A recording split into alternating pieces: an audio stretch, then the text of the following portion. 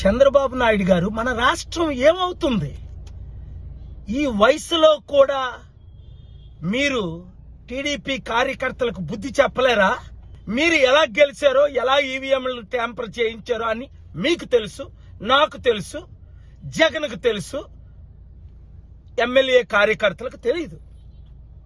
ఇప్పుడు మీ కార్యకర్తలు ఎందుకు కత్తులతో పొడుస్తున్నారు? లా అండ్ ఆర్డర్ మెయింటైన్ చేయలేని మీరు 6 నెలల్లో ముఖ్యమంత్రిగా ఉండరు. నేను చెప్తున్నాను వినండి. అభివృద్ధి బాటలో మనం వెళ్దాం.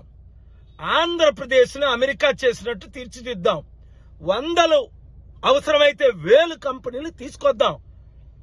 కోర్టు నుంచి స్పెషల్ స్టేటస్ తీసుకొస్తాను. ఆల్రెడీ మోదీ గారి మీద ఒత్తిడి పెడుతున్నాం. ఎందుకు మనం చేయలేం అభివృద్ధి? ఇలాగ కొట్టుకు చంపుకుంటే ఎవడైనా వస్తాడా? ఇప్పుడు సుడాన్ కానీ, వెనజువేలా కానీ, జింబాబ్వే కానీ ఎవరైనా కంపెనీస్ వస్తున్నాయా?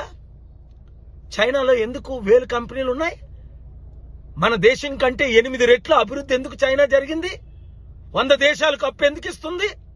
మీరు ఒక సీనియర్ లీడర్, ఏం బతుకొచ్చింది మీకు? మీ కొడుకు నడుపుతున్నాడా? ఇమ్మీడియట్ గా ప్రెసిడెంట్స్ రూల్ అయినా తీసుకురావాలి. చంద్రబాబు నాయుడు గారు 48 గంటల్లో ఇంకొక ఘటన జరిగిందా, నేను కోర్టుకెళ్ళి యూఆర్ ఆల్ అన్ఫిట్ అని ఫైట్ చేస్తాను. Be careful. ఆ తర్వాత దేవుడి కోర్టుకి వెళ్తాను. అప్పుడేమవుతుందో తెలుసు. మీరు దేవుడిని నమ్మరు, నేను దేవుడిని నమ్ముతాను. నాకు విరుద్ధంగా నిలబడిన వాళ్ళందరూ ఫినిష్ అయిపోయారు. కనుక మంచి చేద్దాం రండి.